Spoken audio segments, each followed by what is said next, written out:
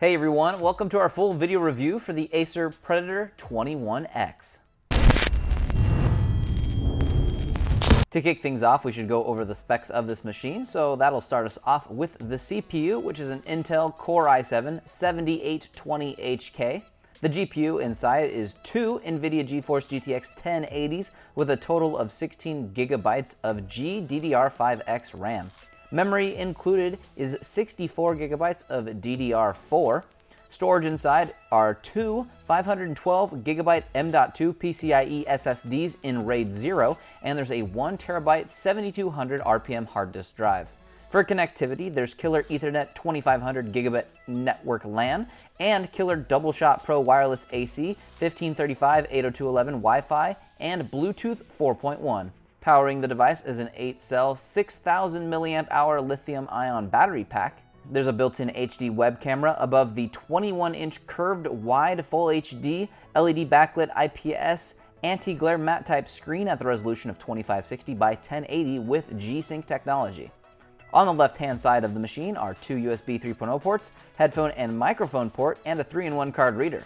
On the right-hand side are two USB 3.0 ports and the Kensington lock. And on the backside, there's an HDMI 2.0 port, two display ports, one Thunderbolt 3.1 Type-C port, an Ethernet port, and your two AC adapter ports. Taking a look at the internal of the laptop, the front, or at least the keyboard section of the laptop, is what you'll remove, although that's not easy and I don't actually recommend you doing it yourself, but we'll do that for you here at Exotic PC, and we'll upgrade components if you want them upgraded.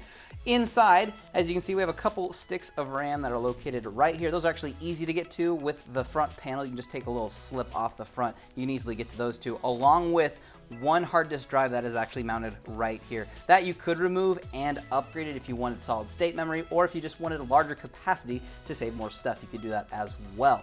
Then if we take a look at the rest of the laptop, once you have the keyboard and the front face off, you have the battery pack located over here on the right-hand side. We have a big, that's the definition of what's going on with this whole laptop. Fan right here for one of the GPUs. We have our CPU in the middle with a couple copper heat pipes that come off and go across over here to two more fans, one of them obviously helping cool both the GPU and the CPU as those two work together, as all the air is pretty much flushed out the back or the back sides of the device. You also have two more right here too, which will be cooling actually the other side of the motherboard. And on the other side, there's two more sticks of RAM, as well as two slots that will come with your M.2s. And there's actually two open M.2 slots where you could install even more memory and even faster memory. So you have lots of space for expansion actually with this machine, which is kind of nice. They left room for the ability to do that. And you can just see how it's all laid out. Of course, the first thing we should talk about is the screen. It's a 21-inch IPS curved panel with a 120 Hz refresh rate. The curved screen is very impressive while gaming. Games look very, very good with the beefy hardware teamed up with G-Sync. I did notice some light bleed on the display, probably because it's a curved screen that has to be mounted very specifically. Despite this, it is probably the best screen when it comes to viewing angles, so that definitely helps. As for the keyboard, it's a full-sized mechanical keyboard with Cherry MX Brown switches, which are very tactile and responsive. I love when there are full mechanical keyboards in laptops. It's not amazing for portability, but it's better for gaming and typing experience. It also has full RGB backlighting that is controllable with the Predator Sense software too. There are tons of settings within the software for lighting effects on the keyboard and the rest of the laptop, like programmable hotkeys to the left of the keyboard, the lights on the back of the monitor, the edge lighting around the touchpad, and the power button and fan on the face of the laptop. The touchpad can be removed and flipped over on the fly to have access to a full-sized number pad, which is pretty neat. The touchpad itself has a very nice smooth matte finish and has very good accuracy. Let's take a look at what comes with the Predator 21X. It comes inside of this big carrying crate, or travel case you could say. It does have wheels on the bottom of it and a handle at the top, so you can wheel it around with you if you'd like to take it on the go. It also has all these clips and you can lock it as well. It is pretty beefy and pretty sturdy. When you open it up, the laptop will be located on top. I have it out of the box at the moment, but then you have this Predator 21X little box thing that flips open, and inside of it you have like a welcome and your 24/7 365 service card. You also get to claim a custom panel for your machine if you'd like to get that, and then you have like warranty information, guide, And apparently don't put your baby in the box is what that says. So don't put your baby in this box. That would be bad. And then you can put that back there. Then if you remove this big top tray, down below is where you have all of the other accessories. So this missing one right now is the trackpad and number keypad. I have it in the machine right now, so it's not inside this box. You have power cables or power bricks on the side, both sides, because there's two of them. You also have your power cables for those bricks down below, down here. You also have this Power Brick X. So this will actually house both of the power bricks. If you want to put them into it, you can then store it on your desk. That keeps them nice and tidy together, and they're all in one place if you want to have that, and it gives them a little bit of grip so they might not slide around. So you do get the X. Then you also have a lanyard that's up in here.